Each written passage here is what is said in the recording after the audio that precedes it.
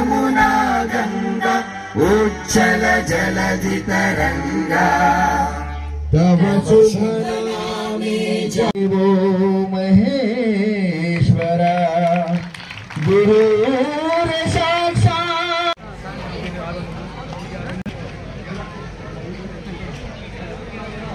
Cup పోటీల ప్రారంభోత్సవం సందర్భంగా మొదట జ్యోతి ప్రజ్వలన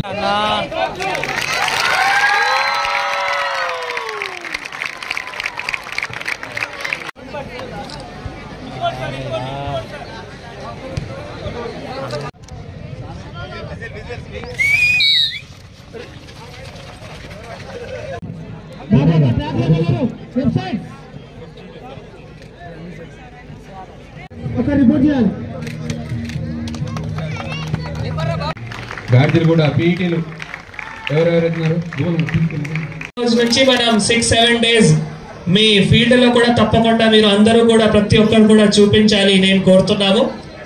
ఎక్సైట్మెంట్ లో మనం ఒక హెల్దీ కాంపిటీషన్ ఉండాలి, ఒక కాంపిటేటివ్ ఎన్వైరన్మెంట్ లో ఆడుకోవాలి.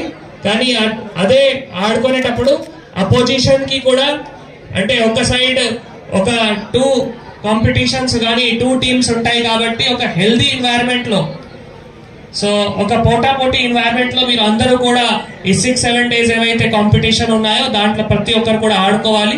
ఇది ఒక మంచి అవకాశం మీకు ఇక్కడ జిల్లాలో మీ టాలెంట్ కి చూపించడానికి ఒక మంచి అవకాశం.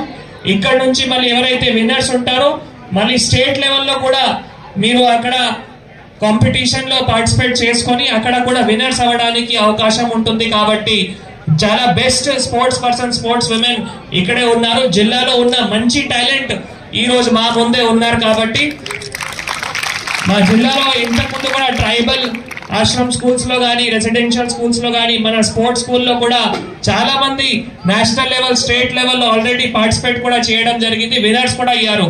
అది ఆర్చరీ కావచ్చు, హ్యాండ్ బాల్ కావచ్చు, అథ్లెటిక్స్ కావచ్చు. సో ఈ రోజు కూడా మనం ఈ రోజు స్టార్ట్ చేస్తున్నాం ఏమేమి అంటే వాలీబాల్ స్టార్ట్ చేస్తున్నాము, కబడ్డీ, తర్వాత అథ్లెటిక్స్, జూడో.